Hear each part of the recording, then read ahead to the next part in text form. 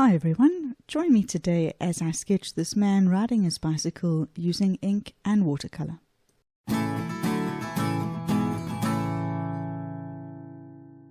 Supplies for today: I've got a pencil and eraser, a Micron pen size 0.5, silver black velvet brush size 8, spray bottle, palette of paints, palette for mixing, water and tissue paper.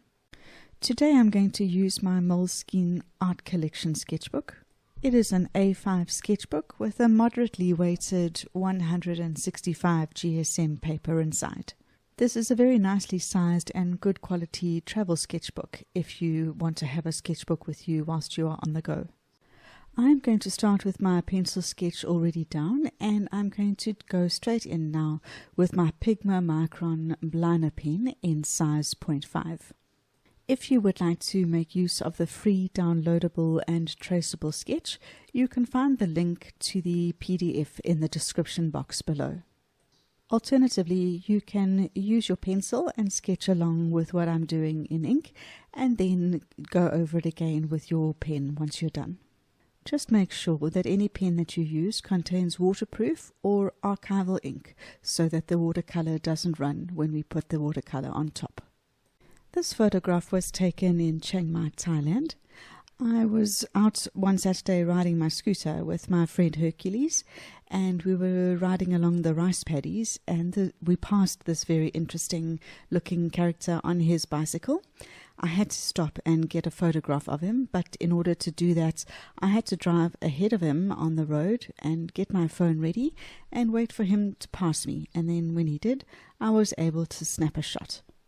This is a typical look of something that you would see along the back streets of Chiang Mai.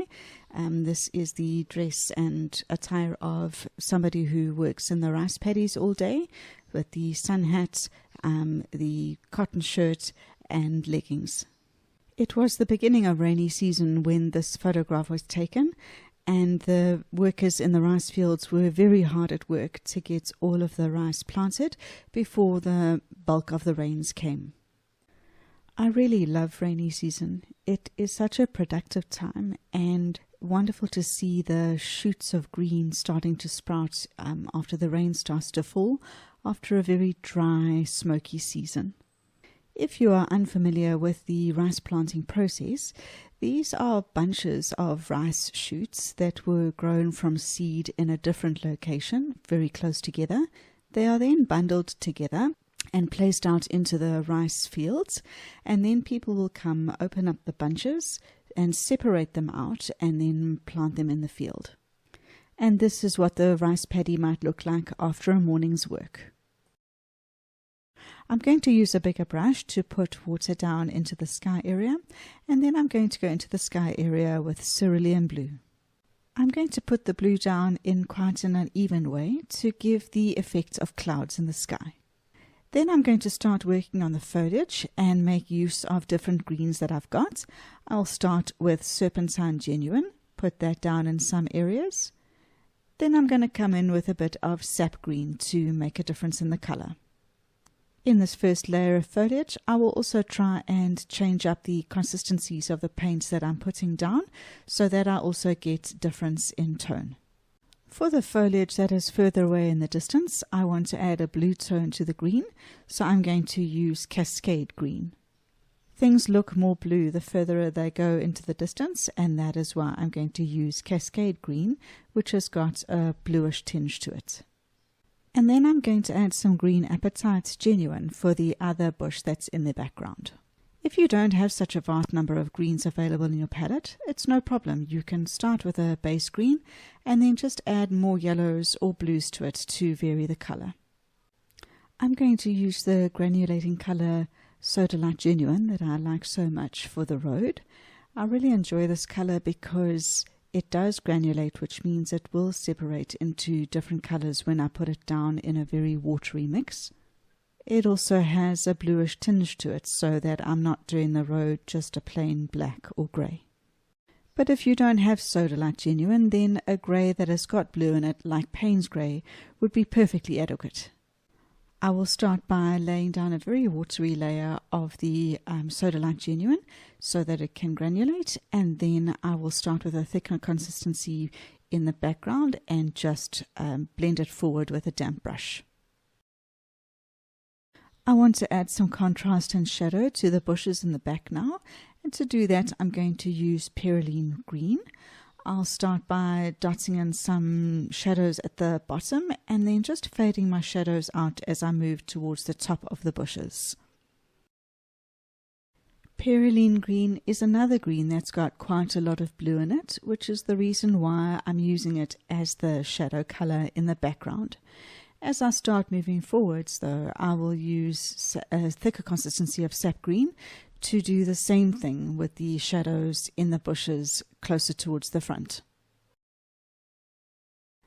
I don't want all of my bushes to end up being the same color, so I'm going to just keep on mixing different colors of green in my palette and do the same shadow technique for each of the bushes, moving around and changing the colors of greens as I go, keeping them mostly bluer towards the back and the bottom, and then going lighter as I move further up and towards the front of the sketch. To try and get the difference in consistencies and depth, I'm going to lay a bit of color down in one area, move away from it, go and work on another area, and then come back and drop in slightly thicker consistency over an area where I worked before. And I will keep adding layers on top until I'm happy with the variation in color that I've got down. And for these fronds that I've sketched separately, I'm going to use Hooker's Green. I'm going to use yellow ochre for the man's hat. And then I will use the Sodalite Genuine that's already on my palette for his shirt. I will use burnt umber for the fence posts. I will use buff titanium for whatever it is that's rolled up on the back of his bicycle. And then I'll use an even darker shade of the Sodalite Genuine for his pants. For the wheel of the bicycle, I will use Lunar Black. And I will also use the black for the bicycle seat as well as the man's shoes. Then I will drop in a thicker consistency of the yellow ochre to create a bit of a shadow for the hat. Time to add some shadows now, and I'm going to use this shadow color that is currently on my palette. I'm not quite sure what it is, but it's probably a mix of neutral tints amongst other things. I will move around the man and put in shadows wherever I can see them on the photograph, particularly on his arms and then where he is sitting on his shirt.